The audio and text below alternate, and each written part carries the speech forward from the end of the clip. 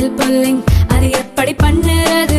காலையில் எழுந்ததும் எதுவும் சாப்பிடாமல் இதயம் வளர்த்தை வாயில ஊத்தி நல்லா கொப்பளிக்கணும், அப்புறம் அதை துப்பிடணும். இதுதான் ஆயில் புல்லிங்.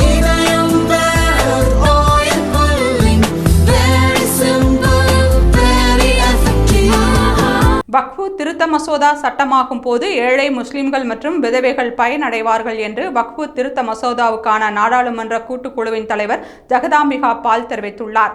வக்ஃபு மசோதாவுக்கு எதிராக அசாதுதீன் ஓவைசி மக்களவையில் பேசிய நிலையில் அவருக்கு பதிலளித்துள்ள ஜகதாம்பிகா பால், ஜம்மு காஷ்மீருக்கு சிறப்பு அந்தஸ்து வழங்கும் 370வது சட்டப்பிரிவை ரத்து செய்தால் ரத்த ஆறு ஓடும் என்று மெஹபூபா முப்தி தெரிவித்திருந்த நிலையில் சட்டம் ரத்தான பிறகு ஜம்மு காஷ்மீருக்கு மிகப்பெரிய அளவில் பலனடைந்தது.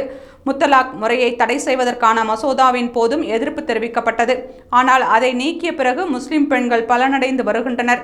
அதேபோல புதிய வக்ஃபு மசோதா சட்டமாகும் போது பல நன்மைகளை அது ஏற்படுத்தும். வக்ஃபு திருத்த மசோதா குறித்து ஆய்வு செய்ய அமைக்கப்பட்ட நாடாளுமன்ற கூட்டுக்குழுவின் ஆய்வு கூட்டங்களில் ஓவைசி பங்கேற்றார். நிறைவேற்றப்பட்ட அனைத்து திருத்தங்களும் வாக்கெடுப்பு மூலமே நிறைவேற்றப்பட்டன என்று தெரிவித்தார். மேலும் வக்ஃபு சொத்துக்களின் நன்மைகள் ஏழை முஸ்லிம்கள், பஸ்மாந்தா முஸ்லிம்கள் மற்றும் விதவைகளை சென்றடைய வேண்டும் என்றும் அதை நிறைவேற்றும் நோக்கில்தான் வக்ஃபு திருத்த மசோதா கொண்டுவரப்பட்டுள்ளது என்றும் ஜகதாம்பிகா பால் கூறினார்.